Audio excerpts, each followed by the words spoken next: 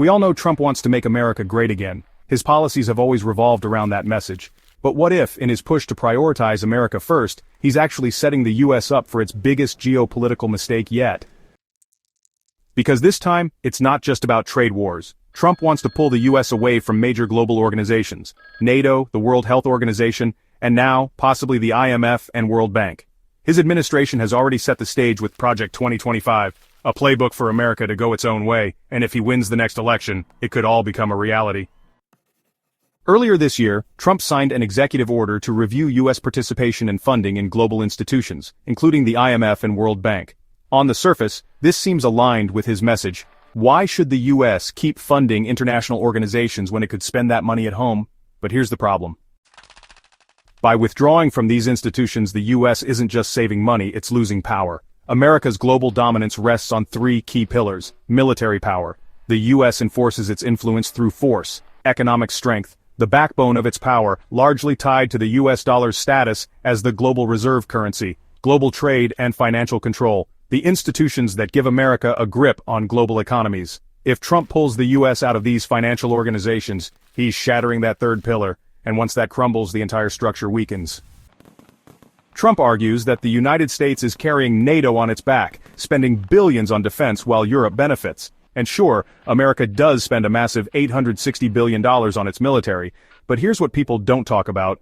The United States directly profits from NATO.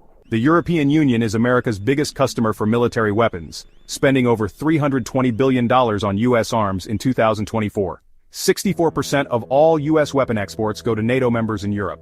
NATO isn't just about defense, it's about control. By keeping Europe dependent on U.S. weapons, America maintains leverage over the continent. Most people see the IMF and World Bank as just institutions that hand out loans. But in reality, they are economic weapons the United States uses to control struggling nations.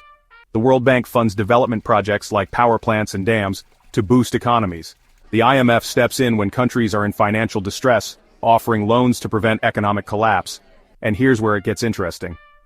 The United States dominates the IMF. It contributes $150 billion and holds 16.5% of the voting power, the largest share by far. That means America has a de facto veto over key financial decisions. Want proof? Look at Argentina.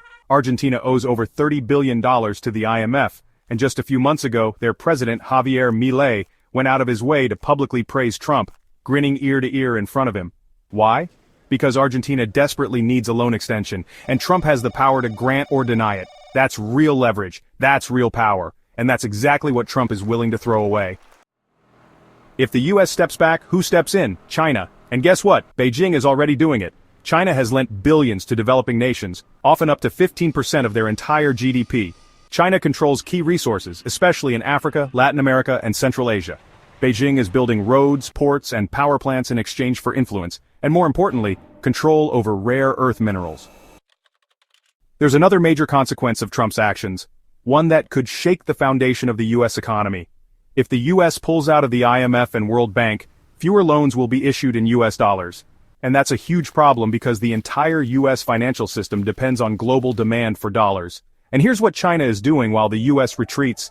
China has signed over 40 currency swap agreements with other nations. They've loaned out over $600 billion in Chinese yuan. They're actively reducing global dependence on the U.S. dollar. If Trump isolates America, China will step in and replace the dollar with the yuan. Trump thinks pulling the U.S. away from global organizations is a win, but in reality, it's China's dream come true. Every time the U.S. steps back, China steps forward. Every deal the U.S. refuses, China signs. Every country the U.S. ignores, China embraces. The truth is, maintaining America's global influence costs money, but the benefits far outweigh the expenses. If Trump continues down this path, he might unintentionally deliver China the greatest economic victory of the 21st century. So the real question is, will Trump actually pull the U.S. out of everything? And if so, who's next? Drop your thoughts in the comments below. And as always, smash that like button, subscribe, and stay tuned because this is just the beginning.